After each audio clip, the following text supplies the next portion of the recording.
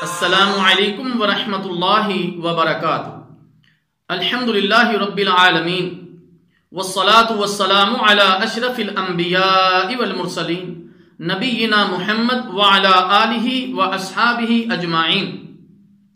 اللہم صلی علی محمد وعلی آل محمد۔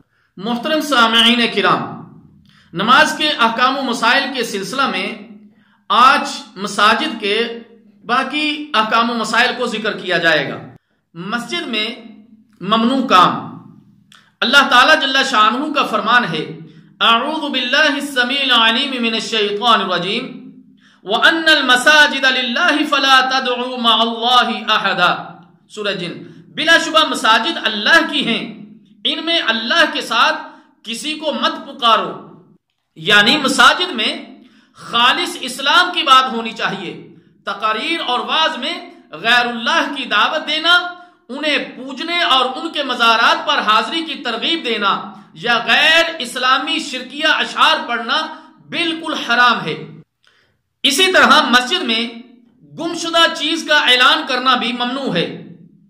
مسجد میں خرید و فروخت کرنا یہ بھی ممنوع ہے۔ صحابی رسول صلی اللہ علیہ وسلم فرماتے ہیں بلا شبہ رسول اللہ صلی اللہ علیہ وسلم نے مسجد میں خرید و فروخت کرنے اور کسی گمشدہ چیز کا اعلان کرنے سے منع فرمایا۔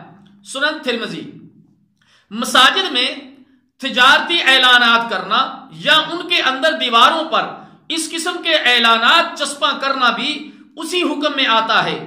کسی کو کوئی گمشدہ چیز ملی ہو تو اس کا اعلان مسجد کے دروازے سے باہر تو کیا جا سکتا ہے اور اشتہار باہر تو لگایا جا سکتا ہے، لیکن مسجد میں وہ اعلان کرنا یا وہ اشتہار لگانا جائز نہیں ہے۔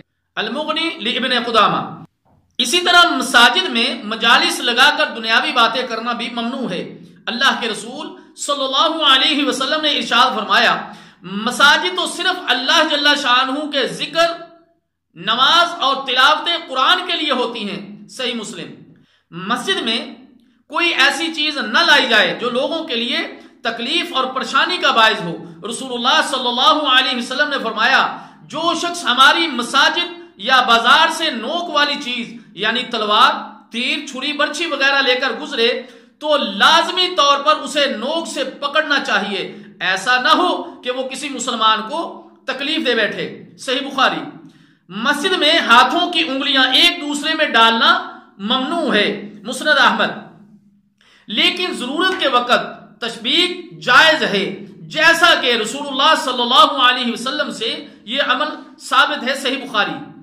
اسی طرح مسجد میں تھوکنا گناہ ہے، جیسا کہ رسول اللہ صلی اللہ علیہ وسلم نے فرمایا مسجد میں تھوکنا گناہ ہے اور اس کا کفارہ اس پر مٹی ڈال دینا ہے یا اسے صاف کر دینا۔ صحیح بخاری۔ مسجد میں جائز کام۔ مسجد میں اگر کوئی سو جائے تو کوئی حرج نہیں، کیونکہ سیدنا عبداللہ بن عمر رضی اللہ تعالی عنہ فرماتے ہیں کہ میں مسجد نبوی میں سو جایا کرتا تھا اور وہ جوان اور کنوارے تھے۔ صحیح بخاری۔ ضرورت ہو تو مسجد میں عورت بھی سو سکتی ہے، لیکن ایسی حالت میں جبکہ پردے کا مکمل انتظام ہو اور کسی قسم کی اختلاط کا وہاں پر شبہ نہ ہو۔ سیدہ عائشہ صدیقہ رضی اللہ تعالیٰ نے فرماتی ہیں کہ عرب کی ایک سیاہ عورت مسلمان ہوئی تو اس کی رہائش کے لیے مسجد میں ایک خیمہ لگا دیا گیا۔ صحیح بخاری۔ یعنی ضرورت کے پیش نظر الگ اس کے لیے انتظام کیا جا سکتا ہے۔ اگر مسجد میں احتلام یا حیض شروع ہو جائے تو اسے باہر نکل جانا چاہیے۔ مسجد میں حمد، اللہ کی تعریف، اسی طرح نعت یعنی رسول اللہ صلی اللہ علیہ وسلم کی تعریف اور جہادی ترانے وغیرہ پڑھنا جائز ہے۔ صحیح بخاری۔ مسجد میں صرف دینی کام یعنی ذکر، نماز، قرآن مجید کی درس و تدریس اور جہادی تربیت وغیرہ ہی ہونی چاہیے۔ رسول اللہ صلی اللہ علیہ وسلم نے فرمایا مساجد صرف اللہ تعالیٰ کے ذکر، نماز اور قرآن کی تلاوت کے لیے ہیں۔ صحیح مسلم۔ اللہ تعالیٰ جل شانہ سے دعا ہے کہ اللہ تعالیٰ ہمیں ان مسائل کو سمجھنے کی اور ان پر عمل کرنے کی توفیق عطا فرمائے۔ مساجد کے باقی احکام و مسائل اگلے درس میں ذکر کیے جائیں گے۔ والسلام علیکم ورحمۃ اللہ وبرکاتہ۔